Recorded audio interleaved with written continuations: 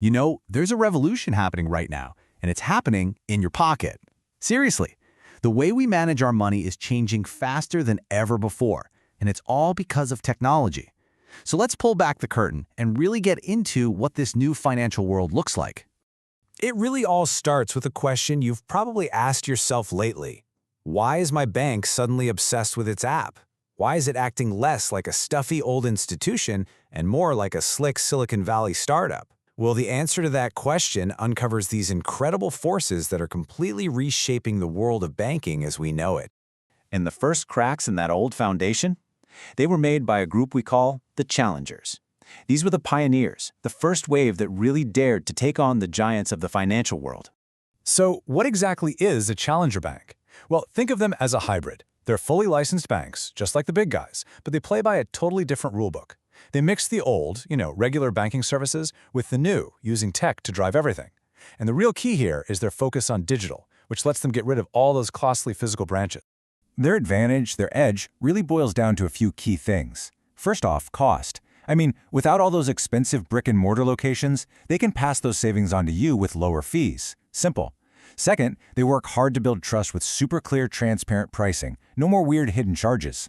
They're also absolutely obsessed with the user experience, designing apps that are actually a joy to use. And you know what? All this pressure forces the big traditional banks to step up their own game, which, hey, is a win for all of us. But while the challengers were busy fixing the old system, a new wave was coming up with an even more radical idea: the neobanks. See, they weren't just cracking the foundation, they were building an entirely new world from scratch right next door. And that right there is the core difference. Let me put it this way. If a challenger bank is trying to make banking better, a neobank is trying to create a brand new kind of banking. It's the difference between renovating an old house and building a completely new one from the ground up. A neobank is a true digital native. Its one and only branch is the app that lives on your phone. Their whole operation is built on the latest and greatest tech. We're talking cloud computing, big data, AI, the whole shebang. This lets them offer these hyper-personalized, almost boutique services you can tap into anytime, anywhere. So who are these services really for? Well, neobanks are laser-focused on two main groups. First, younger folks, Gen Y and Z, who basically live on their phones and really value transparency over old-school tradition. And second, people who've kind of been ignored or underserved by mainstream banks. The appeal is pretty straightforward. It's easy, it's clear, and it's cheap. And we're not just talking about a simple checking account here. No way. Neobanks offer a complete financial ecosystem right in the palm of your hand. You get everything from easy payments and money transfers to platforms for investing in stocks or even crypto, all the way to customized credit options. And it's all smoothly integrated into one slick, intuitive app. Now, you're probably wondering, how on earth is all of this even possible? How do all these different services talk to each other so seamlessly? Well, that brings us to the secret engine, the real magic powering this entire revolution. The answer is something called API banking. Now, API stands for Application Programming Interface, but honestly, forget the jargon. A much better way to think of it is as a universal translator, or maybe even better, a bridge. It's the tech that lets a bank's core system securely connect and share information with all sorts of other services, third-party apps, partners, even its own mobile platform. This is the absolute key that unlocks everything we've been talking about.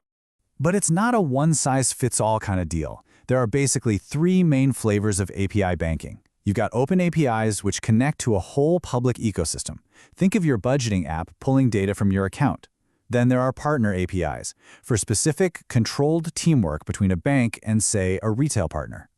And finally, internal APIs are what a bank uses to make its own different systems talk to each other more efficiently and securely. And you can really see the difference in how these things are structured. With open API banking, the doors are basically open for lots of third parties to connect through a secure gateway. It's all about access and innovation. But with internal API banking, it's a closed, secure loop inside the bank's own network. It's built for safety and pure efficiency. Both are incredibly powerful, just for totally different reasons. So, going with an API-driven strategy is a complete game changer. For the banks, it means they can innovate faster, reduce costs, and beef up their security. But what does it mean for you? That's the important part, right? It means you get more control, more personalization, and way more useful insights into your own money. Okay, so let's tie this all together. Let's look at the big picture and what all of this really means for your new financial future. So here it is, the whole story in a nutshell. The disruption kicked off with challenger banks, who proved that a tech-first approach could actually work. Then, that revolution got supercharged by neobanks, which created a new, digital-only gold standard. And the foundation holding it all up? That's API banking, the engine that provides that seamless connection that is truly defining the future of how we handle our money.